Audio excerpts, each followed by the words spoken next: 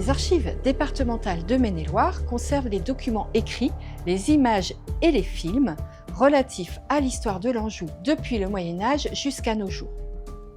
Le document dont nous parlons aujourd'hui est un incontournable. C'est un plan de 1789 qui présente une carrière d'ardoise située paroisse Saint-Samson à Angers, carrière exploitée par René Marié. Le sous-sol angevin est riche de schiste ardoisier, une pierre de couleur bleu-noir à la fois solide et fragile. Et la fabrication de l'ardoise en Anjou est attestée dès le XIVe siècle.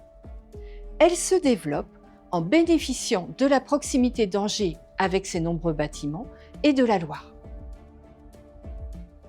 Ce document provient d'un procès entre des exploitants d'ardoise voisins qui convoitent le même terrain ici représenté en jaune. René Marié a besoin de place pour développer son activité professionnelle. Ses voisins et adversaires, quant à eux, veulent limiter son extension et réduire la concurrence.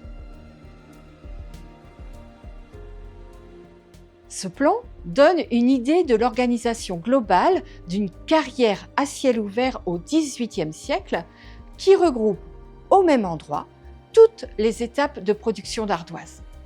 La profondeur totale de la carrière peut atteindre plusieurs dizaines de mètres.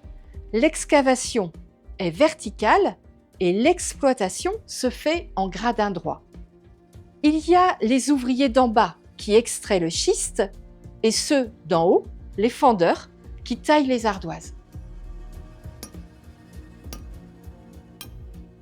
Le travail est difficile, notamment parce qu'il faut sans cesse retirer les eaux d'infiltration. Elles sont évacuées par des engins actionnés par un manège à cheval. Ensuite, avec l'aide des machines à vapeur plus puissantes, l'extraction d'ardoise se transforme au XIXe siècle et devient principalement souterraine. L'industrie ardoisière se développe et devient incontournable dans le paysage industriel du département. Jusqu'à la fin du XXe siècle, l'ardoise angevine s'exporte dans le monde entier et son exploitation passée continue de marquer notre territoire.